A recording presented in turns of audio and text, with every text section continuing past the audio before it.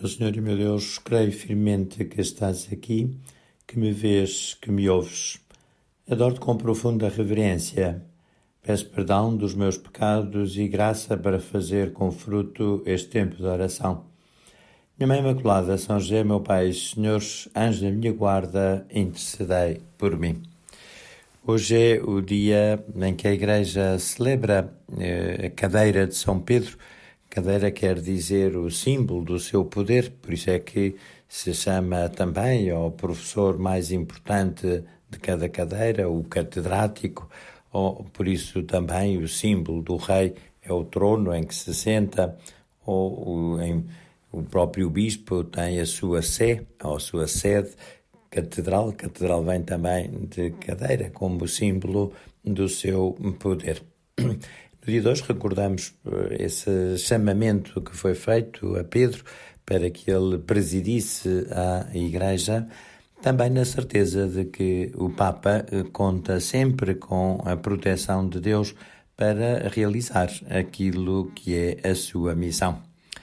Tudo começou com um diálogo que Nosso Senhor travou com os seus apóstolos em Cesareia de Filipe, do qual nos dá conta São Mateus, no texto do Evangelho que corresponde a esta festa. Tendo chegado à região de Cesareia de Filipe, Jesus interrogou os seus discípulos, dizendo: "Que dizem os homens que é o Filho do Homem?" Eles responderam: uns dizem que é João Batista, outros que é Elias, outros que é Jeremias ou algum dos profetas. Jesus disse-lhes: "E vós, quem dizeis que eu sou?" Respondendo Simão Pedro, disse: "Tu és o Cristo, o Filho de Deus vivo." Respondendo Jesus, disse-lhe: "Bem-aventurado és, Simão Bar-Jona, porque não foi a carne e o sangue que te revelaram, mas meu Pai que está nos céus. E eu te digo que tu és Pedro, e sobre esta pedra edificarei a minha igreja, e as portas do inferno não prevalecerão contra ela. Eu te darei as chaves do reino dos céus. Tudo o que ligares sobre a terra será ligado também nos céus, e tudo o que desatares sobre a terra será desatado também nos céus." Nosso Senhor começa por perguntar aos apóstolos quem é que as pessoas dizem que Ele é. Podemos dizer que encontramos aqui talvez a primeira sondagem à opinião pública, um primeiro inquérito em que o Nosso Senhor pergunta o que é que os outros pensam dele, qual é a opinião que têm dele. Alguns, se calhar, já tinham presenciado algum dos milagres que o Senhor fez ou tinham ouvido alguma das suas pregações. E a verdade é que as respostas são até bastante simpáticas, porque uns dizem que é João Batista, outros que é Elias, outros que é Jeremias ou algum dos profetas. Portanto, situam o Senhor ao nível dos profetas, o que é certamente uma atitude amável e de um certo reconhecimento da sua missão sobrenatural.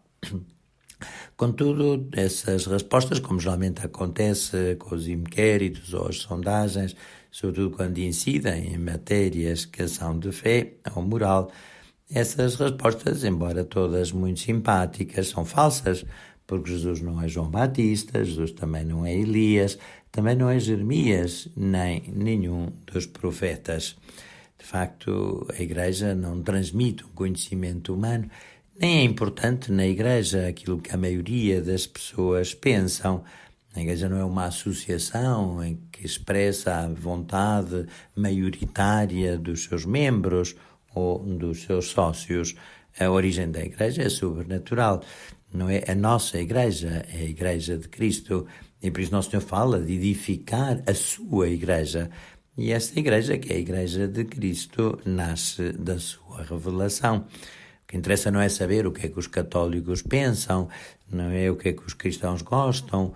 O importante é saber aquilo que Deus quer de nós, o que é que Deus nos revelou.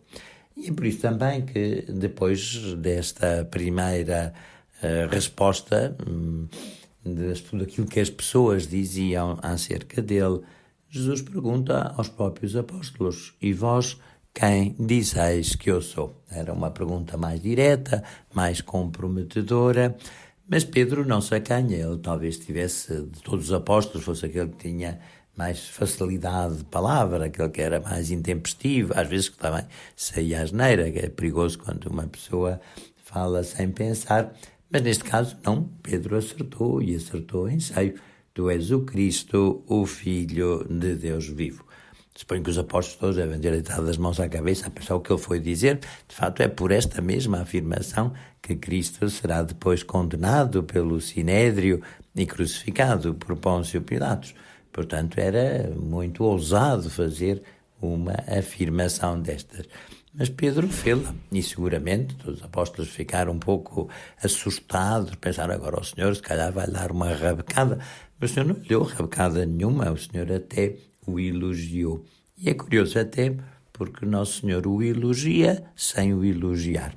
Com efeito, Jesus disse-lhe, bem-aventurado és, Simão Barjona, porque não foi a carne e o sangue que te revelaram, mas meu Pai que está nos céus. Ou seja, Jesus disse-lhe, disseste muito bem, Pedro, é exatamente isso. Eu sou verdadeiramente Cristo, o Filho de Deus vivo. Mas não foi por ti próprio que lá chegaste. Não foi a tua carne e o teu sangue. Não é a tua inteligência, não é a tua perspicácia, não é o teu espírito de observação, não é a tua esperteza que te levou a essa conclusão. Só podes ter afirmado isto porque, de facto, o meu Pai te revelou. Foi pela graça do dom da fé que tu podes conhecer que eu sou Cristo, o Filho de Deus vivo. Por isso, Pedro foi elogiado, não por ele próprio, mas porque através dele se revelou um dado da fé. Mesmo que ele não tivesse consciência da ação do Pai, no seu entendimento e na sua vontade, foi de facto por essa revelação que que Pedro pôde reconhecer Jesus como sendo o Cristo, o Filho de Deus vivo. De facto, é isso que o Senhor nos pede, a nós também. Já que o Senhor nos concedeu esse grande dom da fé, já que nós sabemos quem é Cristo, que é o Filho de Deus vivo, já que nós acreditamos no Pai, no Filho e no Espírito Santo, já que nós acreditamos também na Igreja, temos que professar esta mesma fé, da mesma forma como Pedro foi capaz de o fazer. Mas talvez para que Pedro não ficasse vaidoso, calhar ele olhou assim para os outros apóstolos como quem diz, vocês são uma cambada de estúpidos, só eu é que fui capaz de responder. E talvez para isso, para que Pedro não se envaidecesse, Nosso Senhor não só lhe disse que não tinha sido a carne e o sangue que te tinham revelado a sua identidade, como Nosso Senhor também lhe disse outra coisa, que até parece um bocadinho insultuosa, porque o chamou nada mais nem nada menos do que calhau. Calhau não é assim propriamente uma coisa muito simpática. Quando se diz que uma pessoa é como a pedra, geralmente isso não é um elogio da sua inteligência, antes pelo contrário. Mas foi isso que Nosso Senhor disse a Simão. Eu digo que agora tu és Pedro, ou só pedra, e sobre esta pedra edificarei a minha igreja e as portas do inferno não prevalecerão contra ela. De facto, curioso que Nosso Senhor tenha dito isso. O que é que eu espero de ti, Pedro? O que é que eu espero de ti, Simão? Que sejas firme, que sejas forte, que resistas, que resistas a todas as investidas contra a fé, para que eu possa construir sobre este fundamento a minha igreja. É isso também que o Senhor espera de cada um de nós, e é isso também que é a missão do Santo Padre.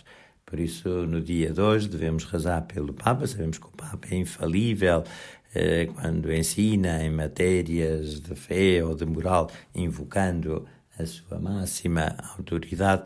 E sabemos que ele é sempre o pastor que Nosso Senhor põe à nossa frente e que nós devemos seguir e que nós devemos amar e por quem nós devemos rezar também. Com certeza que Nossa Senhora, depois de Jesus subir ao céu, ouvia a Pedro e obedecia a Pedro com a mesma obediência, com o mesmo amor com que o fazia ao próprio Jesus.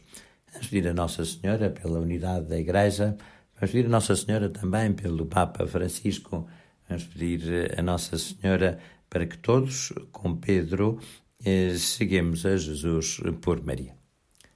Dou-te graças, meu Deus, pelos bons propósitos, afetos e inspirações que me comunicaste nesta meditação.